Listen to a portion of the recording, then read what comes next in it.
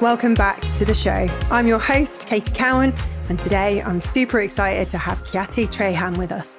She's a designer and 3D visual artist currently at Google Creative Lab in New York, working on some of the most cutting-edge projects out there. Talking with Khyati gave me a rare inside look at a place where innovation and creativity are taken to a whole new level. And trust me, there's loads she can't talk about.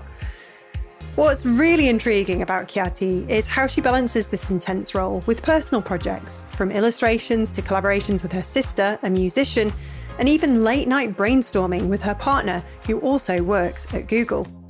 For Khyati, creativity is this endless source of energy. Rather than burning out, she finds herself reinvigorated by her work, constantly inspired and eager to learn more.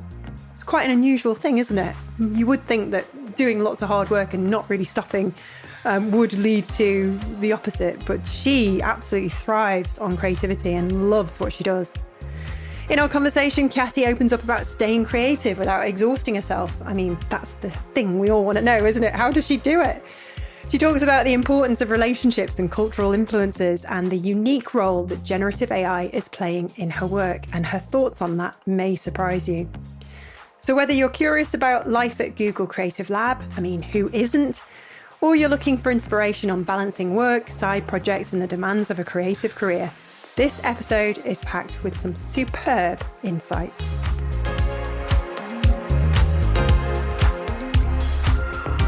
What on earth do you ask somebody first when you are chatting to somebody who works for Google Creative Lab? I mean, you said to me, you're not allowed to share too much of your trade secrets and what goes on there, but I'm sure you can share a little bit. Yeah, so the Google Creative Lab is an experimental creative team within Google. It's made of designers, writers, filmmakers, editors, technologists, producers, animators. Like, it's a very, very long list, and I haven't even gotten through the list of kinds of people that come together. And our job is to help invent Google's future and communicate Google's innovation in ways that makes them more useful to people. Right. So no pressure then, no kind of huge task. Just one big mission. But I know that's like a very fuzzy description, but as a designer on the day-to-day, sometimes that can look like thinking through visual systems, and art direction and storyboarding for, say, film titles, and I've been doing that a lot. Other days might look like involving where I'm like actually pushing pixels and doing a lot of product design, creating prototypes and tools. So yeah, just a lot of really fun stuff. Sounds like it's right up your street, because you do play with pretty much every medium going, don't you? I do. I think that's one of the reasons why I'm so happy here, because I get bored very easily, and I always find the need to like do side projects, which I still do, and that keeps me going. But you think that working in-house, you have one specific thing to do, but I feel like every project feels like I'm starting a new job, or I'm doing a completely new thing that I don't know how to do, but there are enough people around me to teach me. So it feels like the right place. Yeah, it sounds perfect for you. You've been there 2 years now? Yes, yeah. And I'm also like an external collaborator. So I think that's also one of the reasons I can't say too much about the lab, because I don't represent Google, and even though I work with them, it's a complicated thing, but I just get to work here, so I'm happy. Yeah, is that where you are now? Are you in a sort of co-working space, or? I'm at home. Oh. So we work from home on Mondays and Fridays. It's like a hybrid thing, and a lot of people follow this pattern and the same days. So Tuesday to Thursdays, it's like a nice in the studio office vibe, and it gets busy. We got the Monday and the Friday at home like we always dreamed. Yeah. It's a good plan. Works for me very, very well. But it's not just Google that you do. You also have all your side projects still. Is that right? Yeah, I think there are spurts of these side projects. Like a little while ago, maybe before Google, and when I worked at idea, or even when I worked independently, it was maybe more of a constant stream. But now it's more like spurts of projects, and they're usually like if I had to bucket them, it's helpful to bucket them in the kinds of freedom that I get with them. The first is like clearly a client, but I still take on like smaller projects. I won't take on a huge rebrand, but I might take up a small illustration. But it's still for somebody, still there's still a mission to serve. And then there's the other extreme freedom where I'm just doing stuff for myself and it doesn't matter. And then there's a middle freedom where I'm making work for my sister. She's a musician and I get to do a lot of visual, like stage graphics and album art. A lot of fun stuff for her. Working with your sister, I mean, gosh, that must be fun, but also comes with its challenges. Do you fall out or are you very good together? Do you work well together? We're very good together. Like we're only a year and a half apart, so we're very close. Even though we live like miles apart, she's in India and I'm here in Brooklyn in New York. But we also stay in our lanes, and so many times she helps me out. Say I'm doing like a project for a client where I have to make a film, and she helps build out the backing track and music, and whenever she needs stuff for her EP launch or albums or an actual performance, I make the background visuals. Like ideally it would be cool if we're in the same place and then I can actually play those background visuals, but we try to meet in the middle and see whatever long distance sisterhood, art, design, music relationship we can have. Was this always on the cards for you two growing up? Yeah, I think it has a lot to do with the school that we went to. It was called Mirambika. And unlike a lot of traditional schools in India, we got a lot of freedom to try out whatever we wanted to. There wasn't, the philosophy of the school wasn't to prescribe education in the form of textbooks. It was to help a bunch of kids figure out what they're good at. And a lot of us were naturally good at the creative things. So a lot of my school friends that I've known since they were 3 years old, a lot of them are like filmmakers. There's a friend who studied law but does a lot of editorial writing that's informed by his previous law practice. There's like a business owner but has a creative bent of mind. Like everybody's gone in those paths. Kavya, my sister's best friend, is a perfumer. I don't know what the exact term for it. Perfumer? Yeah, I wouldn't know actually. Yeah, something along those lines. I bet there's a kind of clever name for it. Yeah, I'm sure there is. But everybody's gone on to these creative paths, so it feels like we've only followed that pattern. And what led you to coming to Brooklyn? It was more personal. Like my husband, who's also a designer, he used to work at Sagmeister and Walsh. And while he was here, COVID happened. So he didn't really get to complete his New York experience. And then he went back to India. And at this time, I was in Germany. And then we also got engaged. So I was like, let me just make sense to come back to India and live together. And then he wanted to complete his stint. And now we actually work together. That's amazing. Like I can see the back of his head because he also works at the Google Creative Lab. That is wild. So you've got this, it's all in the family, I suppose. Yeah. And so many projects that I do for my sister also involve Sanchit. Like he'll do a lot of 3D and lettering. So it's like a full-on family affair. That's great because you all fully trust each other. You know you're going to do it, do each other proud. You're going to do a good job. And it just works. And you can do that now as opposed to 20 years ago, I suppose, with all the technology we have now. It's just great. Do you ever miss home? Is home now Brooklyn or is home always going to be India? I think I'm pretty sure in my mind that I will move back to India. And like I also know where I want to live, and very clear that home is back in India. This is the time that I can go to a new city and start afresh for like the 5th time while I'm in this age bracket and part of my life, which is why I'm doing it right now. But definitely moving back, definitely living It's an in India at that adventure, point. Yeah, exactly. an experiment. It suits your character now and where you want to be. But you've already worked with so many amazing brands, New York Times, Apple, Adobe.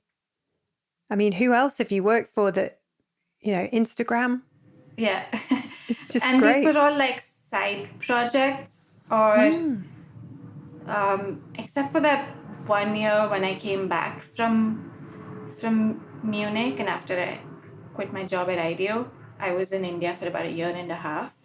And then I was working with a bunch of people. But before that, these clients or projects were almost always parallel to the work that I was doing at work. Yes. There'll be so many people listening to this thinking, gosh, I want to have some of that success. What do you think has been fundamental in winning projects with these kind of massive brands? Obviously, your work is amazing. You're very talented, but you have to get in front of them. I mean, what helped? Was it being in the right place at the right time? Was it the network that you were frequenting in? Yeah, such a combination of things, so many variables playing out at the same time. Like it's very clear to me that I wouldn't have gotten to do a project with Apple right out of college. And it definitely took years of experience. I know so many times when you're reading an article or listening to someone's journey, you're right out of college and you want to get that project right away. You want to get that kind of career right away. And it's easy to forget that I have like 10 years of experience and not great work and not flashy clients behind me till I got to that point. So patience is definitely helpful. Like it's helpful to be especially as a student, have a lot of confidence in your work. And I remember feeling like I'm so great right out of college, and I had to be humbled, when I had my first work experience. But also be self-aware that you're not gonna back that stuff right away. And I think I made sure to make my work visible, because again, so many times right out of college you have this naive worldview that you'll get discovered by someone and you'll just get this opportunity. And that does happen eventually, but you still have to make yourself and your work be seen. So something as granular like cold connecting with people on LinkedIn, like not even sending a message, it's actually helped me. Like, I'm not sure I would have gotten this gig at Google Creative Lab if I hadn't cold connected with a director there. And that was a way, like, I didn't even say, hi, can you please see my work? But that was a way for them to kind of find me or help them find me. I do use social media a lot. Kind of, not so much in terms of content creation. I don't know how to do that.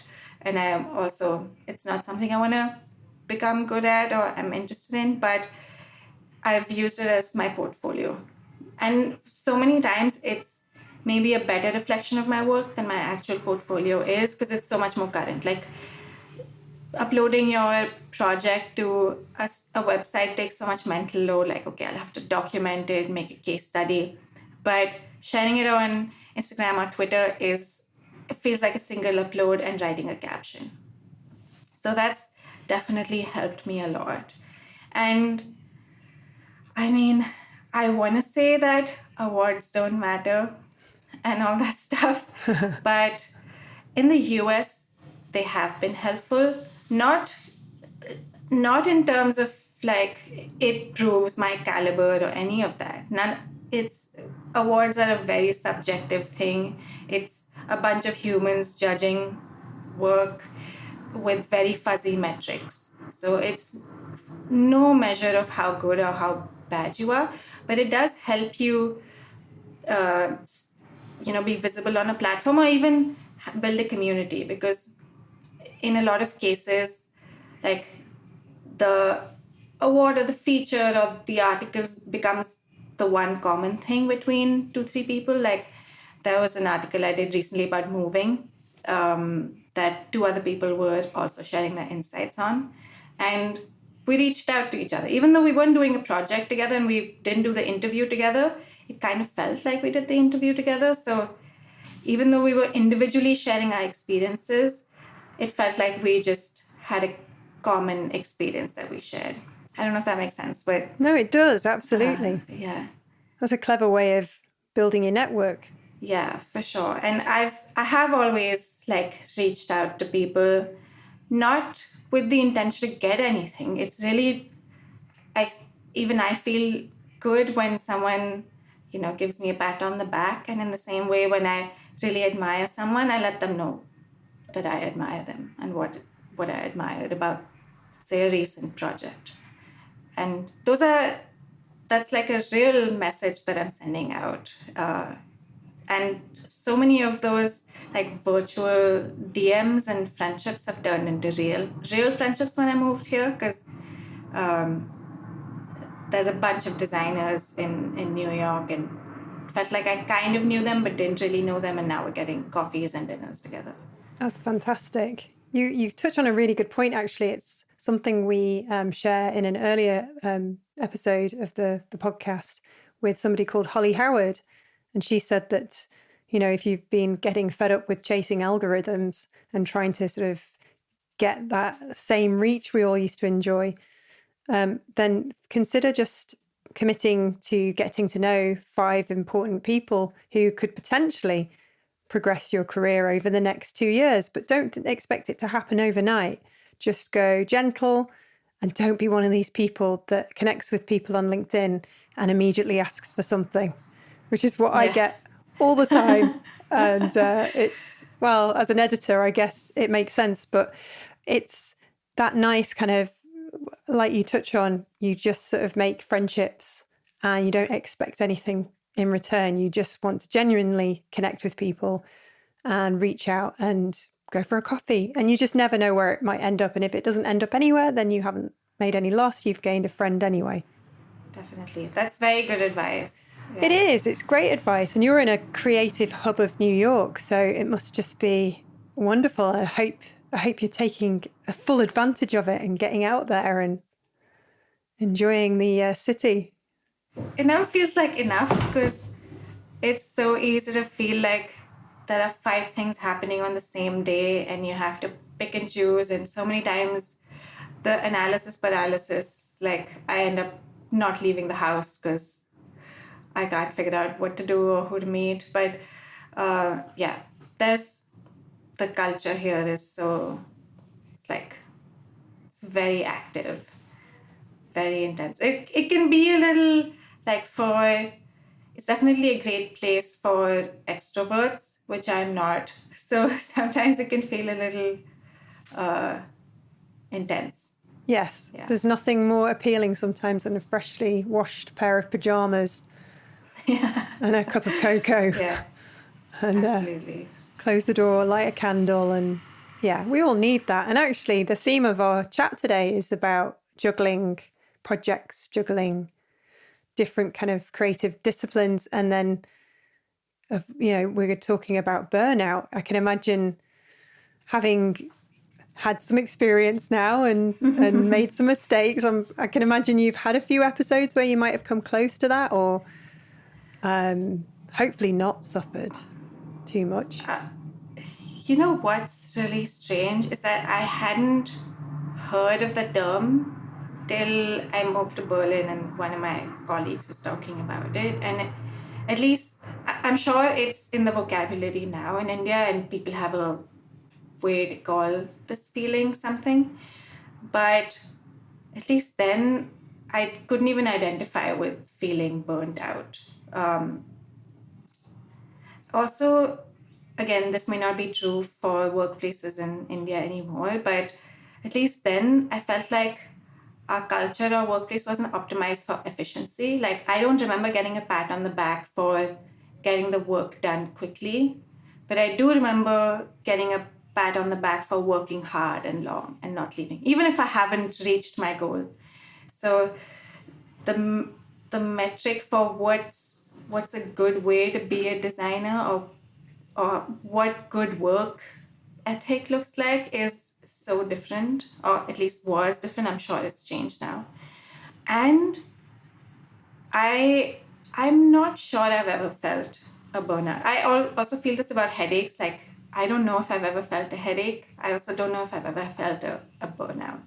I do feel boredom, or I feel exhaustion from doing one thing for too long, but I don't feel exhausted from doing a lot. That's great. So you get energy from having all of these things to keep you happy and interested. Exactly.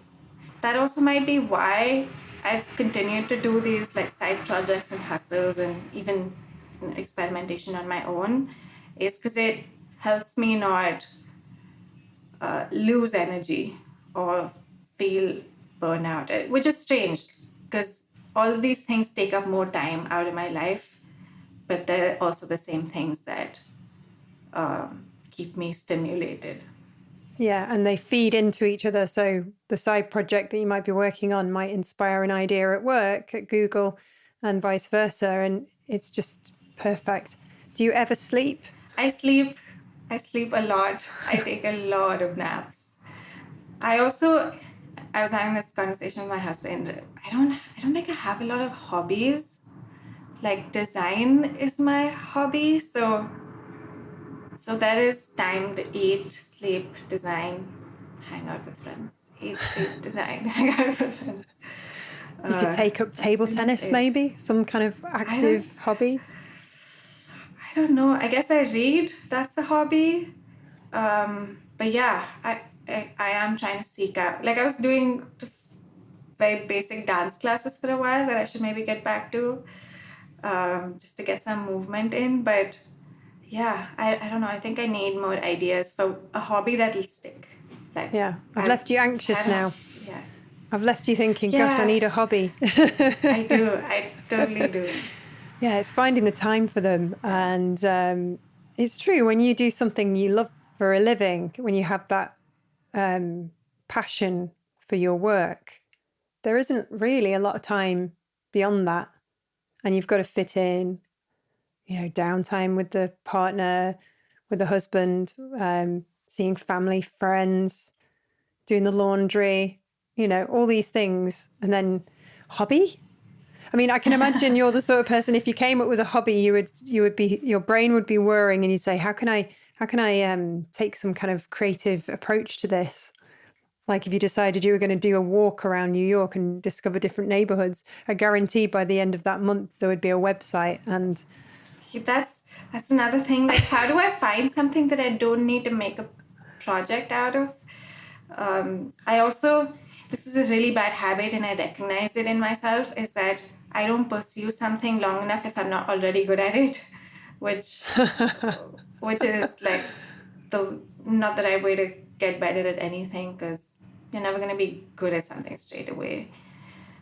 so I've got a Yeah, chance then if you get into ping pong, I've got a yeah, chance that I'll yeah. beat You you can in beat every me game. easy. Brill. Brill. That's good. I need to practice myself. So it's a creative fuel then. It's not necessarily that you're burning out. It's these side projects and keeping yourself busy creatively. It's a fuel to your flame, and it keeps you happy and it keeps you healthy. Yeah, I think so. Yeah, it keeps me stimulated. It keeps me in touch with what's going on. Uh, I think carving out this time is helpful for me to get to know colleagues out of my workplace. Like so many times when I'm doing editorial illustrations, they're never just in isolation. There's always an art director involved that's, you know, really giving you feedback and helping get to some place. And I've built not well friendships, but gotten to know about people that I admire. Like, yeah, so that's another way to get to know people, by working outside of the workplace. I guess with Google as well, they're unlikely to be putting any pressure on you to finish things quickly. It's more about letting you just play. It varies for projects. Like, there's always a timeline that we set for most things, but yeah, there's always a launch date to aim Right. for, and it varies so much. Like one project could feel like you're cruising, another project could feel like you're really working hard and thinking about it even outside of work. So yeah, it varies too much. Did you know about mental health when you were growing up? Because you mentioned that you'd never heard of burnout. No, the term, no. But again, it's like one of those things that's come up in recent vocabulary. And I definitely have a lot of like stress and anxiety. So, yeah, very familiar. You're like a swan. You've got your legs paddling furiously underwater. You look so calm. I do? So calm. I've Yes. tricked you. Well, I think we all do that, don't we? We're all sort of putting on a sort of front of some kind because, we have to do things like this and we have to go out and meet people. The only person that really sees the real us at the end of the day is when the door's closed and the cooking dinner in the kitchen. Are you and your husband good at like not talking about work when work is done? Not at all. I think because we went to the same school, even though we have very different skill sets, there's our idea of what good is pretty aligned. So I think like every project that I've done has a little bit of sentence feedback and input in it, and it's the same the other way. So we do talk about work a lot, and I know, like, it almost feels like I have to draw a line, or I should draw a line because it's a healthy way to live. But I'm totally okay, getting a Sanchit and I going for drinks outside, or coffee or dinner, and discussing ideas for a thing. Because, yeah, I feel like design definitely feeds into my life a lot. And also, so many of my friends are designers. Like, my circle of friends is also designers. There was a period where, and I think I'd still do this, where I would actively stop myself from bringing up a design-related topic or talking about work. So that I definitely do with friends, but not so much with my partner. So what are you all talking about now? I always find this an interesting question. What's on everybody's minds? It's a lot of stuff that we're doing at the Creative Lab, so there's not much I can share, unfortunately. Oh, so close, but so far. Yeah, it's... Let's see, is there anything that comes to mind that's... But surely you mustn't all be talking about design all the time. Are you talking about traveling? Are you talking about AI in general, or are you... Yeah, he also does a lot of projects outside, so we talk about them. I mean, not all our conversations are about design, but the design-related ones do tend to seep into our lives. Like, Sanchit has a lot of hobbies, unlike me. So he has enough things to keep him excited outside of design. So you've been in this game for a while. I mean, as you've been at Google for 2 years, what have you learned about yourself during that time? I think it's my time that has also aligned a little bit with me moving on to, say, a little bit of, not leadership, but you do require a lot of like independent thinking, or just an environment where you're not told what to do, and there's a lot of freedom in coming up with the ideas themselves. And I think there's a bunch of things, but the one thing that comes to mind is, as designers, or even as I've seen this pattern in a lot of developers, that we often ideate within the bounds of what we know. So I remember even in college, I feel like I would kill a lot of ideas that didn't seem feasible. And in an environment where you're doing a lot of innovation, I've had to like teach myself to not kill ideas too soon, and to see them through and have a lot of conviction in them, even if they don't seem feasible right now, but they may be. Or just see potential in in projects, or like actively try to see potential in projects where they may seem like far out right now. I think I started realizing this even when I worked at ID or other workplaces, but I do see how my upbringing in India shows up at work. Just in the East, you do have a lot of like, there's a collectivist culture, whereas maybe in the US or in the West, it can be a little more individualist. So that translates to even like doing a lot of business in India would translate to building relationships. And I feel like that's really important for me. I do my best work in groups where I've built relationships with people. Also because so many ideas can sound so stupid in words.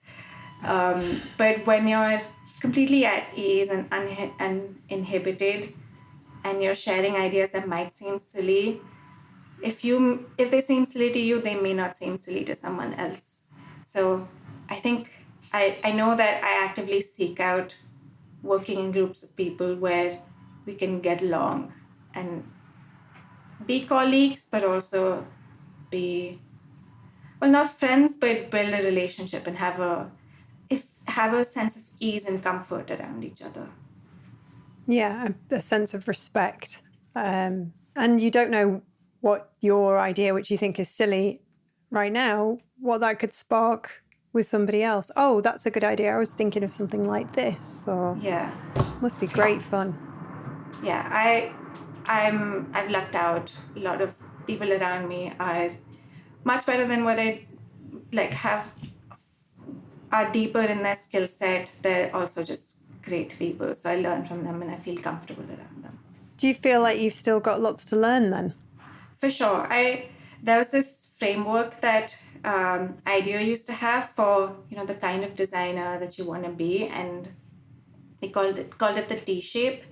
And you'd hope that you extend in both directions. So the horizontal line of the T would be, your sense of looking up, seeing a vision, thinking far out, and or having like a strategic point of view. And then the vertical stem of the T is how deep you go into the craft. And the hope is that you continue to grow in both these directions. Often, as you graduate in your career, go up the ladder, it can feel like the horizontal bar is increasing, but not so much the craft, because you take on, go up management. That's just the traditional way to grow. But this is a good thing for me to keep coming back to, and a reminder that while I get better at, I don't know, sharing responsibility or leading a team or grounding visual decisions in the strategic context, I shouldn't stop knowing what's a cool typeface out there, or how to set type, or how to draw well-designed Beziers where I hit the shift key and the handles are straight, those kinds of things. And also I keep exploring tools, whether it's 3D or whether it's new AI tools. So yeah, there's so much stuff going on, isn't there? It must be an exciting time to be a designer. It's an exciting time. It can also feel like pressure because things move so quickly. Once you've caught on to one thing, it's already too late. And the thing that, like a project that you might be working on that you took a while to finish, there's a much easier way to do the same thing that you did. So yeah, it definitely feels like an exciting time, but a very, very fast-paced time. Yeah, it's overwhelming. And I suppose the anxiety that you might sometimes get from that. Do you, like me, find yourself when you've closed the laptop or said, right, that's enough for today, you're like, oh, there was so much more I could do. Yeah, you feel like you're just constantly running and trying to chase up, and you feel like, oh my God, there's people on the other side of the planet doing stuff. I should stay up and carry on. I think even when I put the laptop down, the project doesn't leave me in a lot of ways. It's still in my mind. marinating. And so many times you need to sleep on it. But even in that long nap, you're still like something's still going on in your brain, and you'll make some progress in the morning. But so many times I don't stop, even though I physically might leave a space or shut a laptop. Yeah, I get it. In the shower, cooking Yeah. breakfast, Yeah. walking around. It just, if you've got that kind of brain, then it just doesn't switch off. Don't do meditating or anything like that?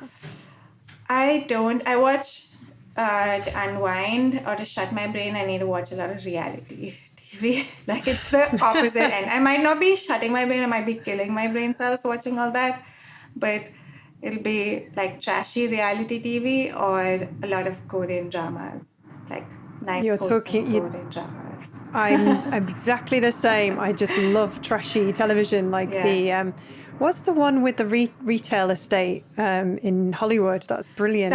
Selling Sunset. Yeah, it's pretty good. Oh, it's so the drama. So yeah. I mean, their outfits and everything. I'm just like sat there like that with popcorn, just oh, and so my husband will come in and go, "What are you watching?" And like, "Oh, Thingy's fallen out with Thingy, and it's all kicking off." I can't remember the names. I'm terrible with names. I always forget the different characters. You know, the blonde one with the big legs, gorgeous long legs. Yeah, I remember Faces. I remember Faces. Yes. Same. The Yes. memory. Yeah.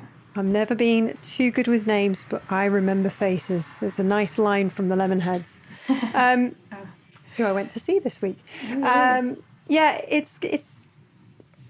It's nice to switch off to that because it's just completely the opposite of anything you would actually watch if you weren't working. Yeah, like no documentaries for me. I'm good to completely turn off my brain. Yeah, my husband's watching one about Malta at the moment and all the history there and the buildings and the architecture, and it's fascinating. But I'm like, how can you watch this after a day of like intense software development? I'm like lying there looking at my Instagram and swiping cat videos, just terrible. Yeah, I do listen to podcasts though. Like, interesting. Interesting that we find ourselves in one, right? No. Yeah, which we've been trying to do for a while, but it's one of those things we've just not been able to make it happen. My fault, really. And that leads on nicely to my next question about health. Yeah. Because with the demands of work, what do you is it just that you just put your pajamas on, put a bit of Selling Sunset on, and that's what keeps you grounded? Maybe that is. Maybe Love is Blind is good for my brain. Good for me to unwind. It's like the extreme end of trash. It's I know what the premise is. It's kind of they talk to each other through a wall, is that right? And then they decide whether they want to get married at the end. Yeah. Crazy. Crazy. Has anybody ever stayed together? I think the first season, there's one couple that still stayed together. So there's like 0.5% success rate. But they keep doing another season of Love is Blind as if they're still testing out this theory, even though it's failed. Like they're trying to position it as a social experiment, trying to rebrand trashy reality. Oh, it sounds great. It's just the sort of thing after a long day at Google Creative Lab. Do your colleagues know about this? Guilty secret, or do you all watch it? There's a bunch of people who are in Bachelor Nation, like the Bachelorette, Bachelor, Golden Bachelorette stuff that's going on right now. There's definitely, it's like, I think the Bachelor franchise is like a rite of passage in American culture. It almost feels like that to an outsider like me. But definitely makes you feel at home, I suppose. Yeah. Yeah. Yeah, it's crazy. Yeah, we definitely discuss that at work. There's a bunch of fans in there at work. So do you manage to kind of keep motivated with your personal projects even when your client work's rewarding? Do you get just as much satisfaction out of the two? Yeah, it it feels like two, maybe if I had to visualize it, it's helpful to think of it as two parallel lines, and they kind of complement each other. Often when I'm doing a project and say, again, maybe I can't go into the weeds of what that project is, but let's see, how can I be vague but specific at the same time? But say it's about a new technology at Google. I think it is helpful for me to do experiments outside of my workplace and make up my mind as an independent designer, artist, illustrator, whatever I am, and then bring that to work. But there might be phases where it's really intense and we're going through a sprint, and it's okay for me to not do anything then. It's okay for me to switch on Love is Blind on the weekends. So it moves depending on, it feels like a seesaw that way. Maybe that's a better metaphor. It's a constant balancing act, I guess. Yeah, for sure. I think it's easier for me to slip in personal work, like where I'm just testing things out. But when I'm doing a client project or even an editorial illustration, I do need a week that's easy at work to be able to accommodate that. So yeah, it's like a scheduling, gauging what this week's gonna look like kind of thing. And what are you excited about at the moment then? Because it's, as you were mentioning, it's all moving at such a fast pace. But you can't talk about anything, can you? I can't, but I can talk about my personal stuff. Like I mean, AI is at the top of everyone's mind, specifically generative AI. I do think we bucket AI into like one big mammoth, but there's a lot of AI, say, DeepMind's doing in figuring out protein structure that has nothing to do with image generation. So I think it's helpful to delineate LLMs and Gen AI and other kinds of models. And I think in the same way that knowing Figma doesn't make you a product designer, writing prompts doesn't make you an artist. I stand by this. But like with most things, when something's new, people can start acting like how they support sports teams. You're either for, whether the sports team is not doing well, you'll still support them. Whether they're doing really well, you'll still, not support the team because it's the opposing one or belongs to a different state. And I try not to have that kind of polarized point of view. And in the same way that I can't say this movie sucks or this movie is great without watching the movie, I don't think I can have a point of view on a new technology without getting my hands wet in the clay and playing with it myself. And with a lot of dabbling, I've come to realize that a lot of creative AI tools don't make me feel creative. Like that, especially the text to image model takes the joy out of making for me quite a bit, but it takes spending time on something to really feel like it's yours, to really feel like you've fleshed it out versus a button that you click and something happens. So it's also just like my personal feeling about the thing that I've made. And my workaround to settle this feeling is to deliberately make a bit of a back and forth possible, or like ping-ponging between traditional tools and AI tools. Because then it can feel like I'm working in a new way and I'm producing something that this model or tool is producing, but it can also start feeling like mine if I bring it back to traditional tools and keep doing this. And it also makes, like, the generate button can feel like one giant red button that you click and you don't know what's going to happen. But in a workflow like this, it can start feeling like another tool or an agent that you're working with.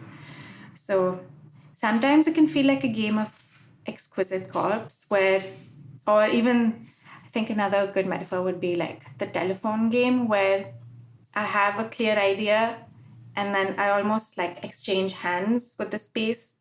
And this AI tool might give me back something that I I don't know, go to After Effects and change a little bit and then put it back into the tool. So then it feels like a combination of my work and synthetic data. So like a kind of just another tool in your belt, really. Yeah, I think it's in so many ways it's more than a tool, because a tool does what you ask it to do unless you make a mistake. But there's the AI tools also have a bit of agency. The tool is making decisions, or well, not thinking, but being creative. Photoshop, I wouldn't say is being creative, but Midjourney or Runway ML or Gemini is creative. Yeah, they're on another level. Yeah. It's crazy that it's only been a couple of years. Goodness knows where we'll be in, even just a year's time. Yeah, I have no clue. No, well, you'll have some clue because you're right in the heart of it. Yeah.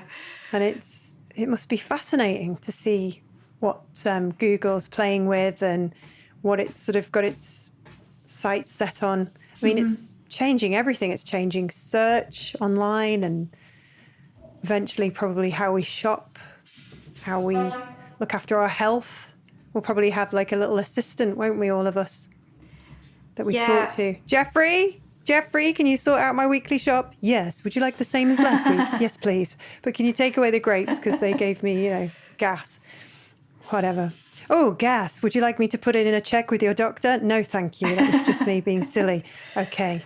And then it'll just get to know you and it'll know everything about you, and you'll wear a watch like we do now, and it'll say, Katie, your blood pressure's looking a little low. Shall I book in a... Do you know what I mean? Yeah, you can see where it's going. Yeah, you've painted a pretty vivid picture of what an AI assisted future can feel like. But I think it's, again, one of those, like so many times where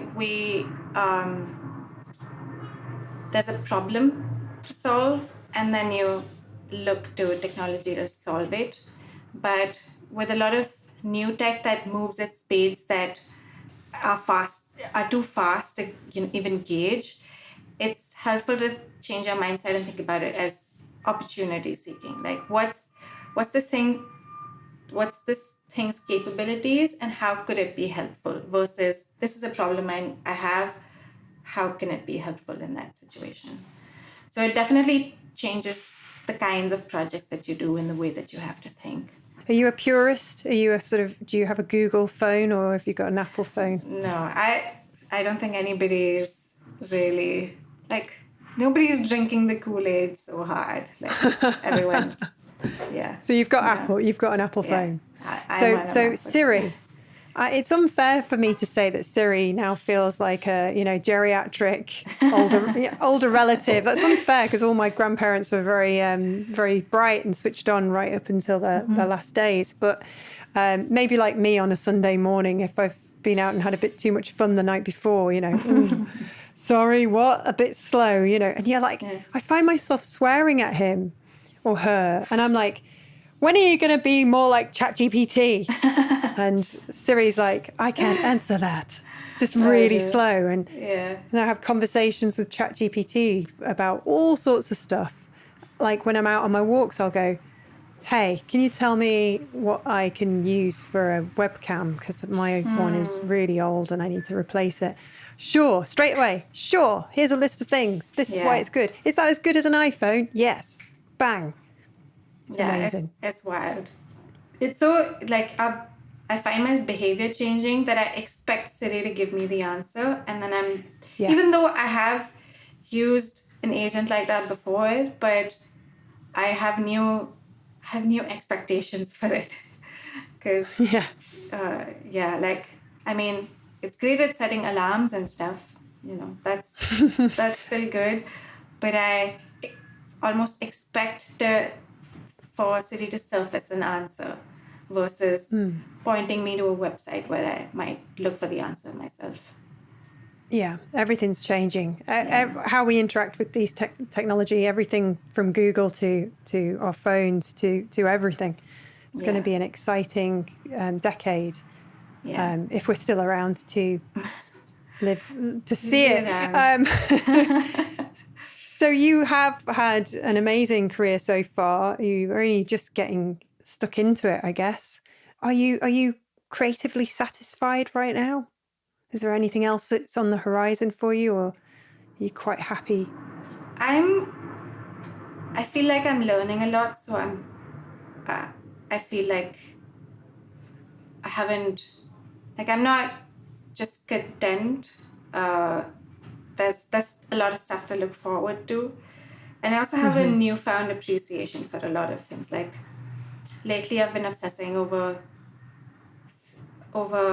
just the process of films. I just have a lot more admiration for filmmakers and directors, because even though I'm sure I knew this out of college, but I'm now realizing that as a graphic designer, I can sit in one room and do a thing in a week if I have to, or maybe work with a small team. But as a filmmaker, you need to do so much. You need to work with a huge team. The stakes are really high. The budgets are high. You need to set a clear vision and have enough conviction in your vision that every time you're directing people or your team, you never doubt yourself, so that things move forward. And I just think it would be cool to work on like a feature film and flex some of my world building skills, or even like learn new world building skills or art direction, or the kind of work that Annie Atkins does. I was going to mention Yeah. Annie. Yeah, her job sounds fantastic. And nobody does it as well as her. She's amazing. There's so much research, and I remember watching a talk of hers, and she was talking about imperfection and how learning from real world archival material gives you direction to how to be imperfect so that it feels real. And I think it was in the context of the Grand Budapest Hotel and the titles of it, and how they didn't have exactly the same spacing.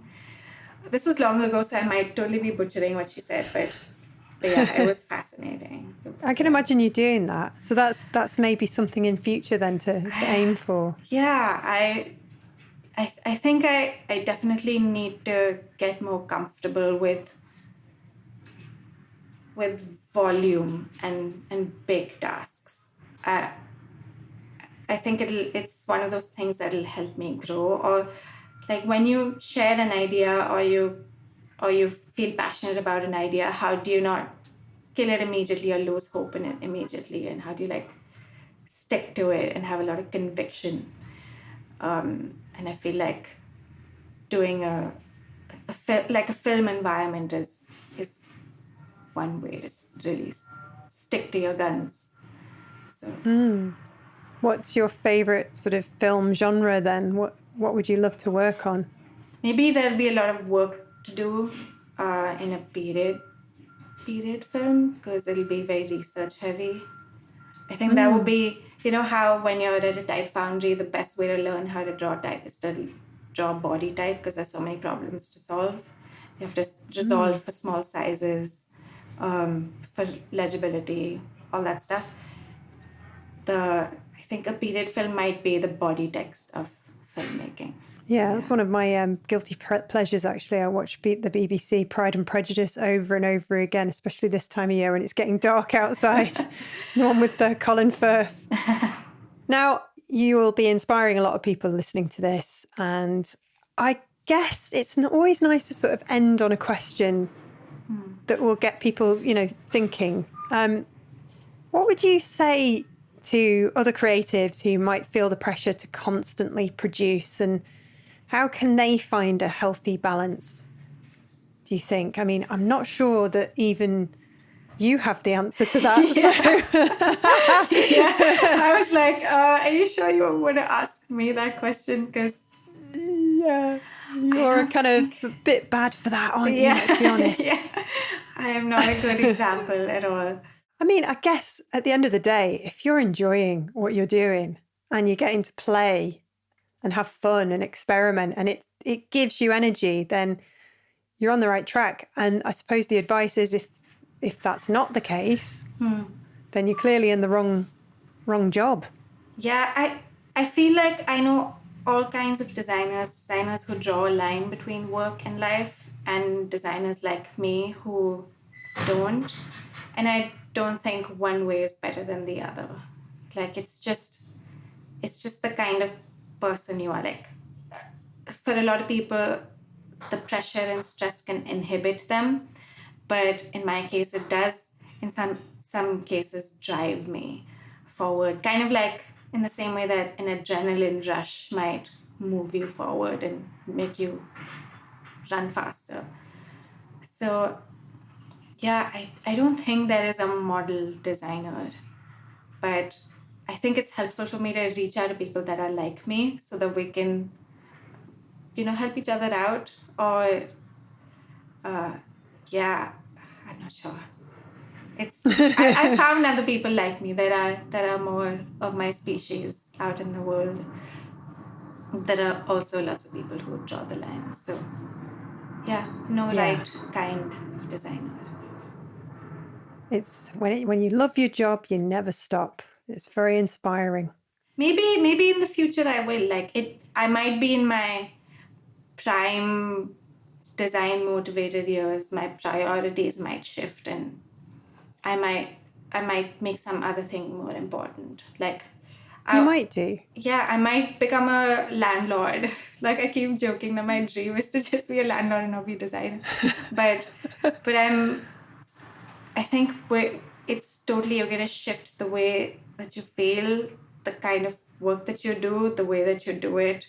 Like nothing's precious enough to stick to the way that you do one thing.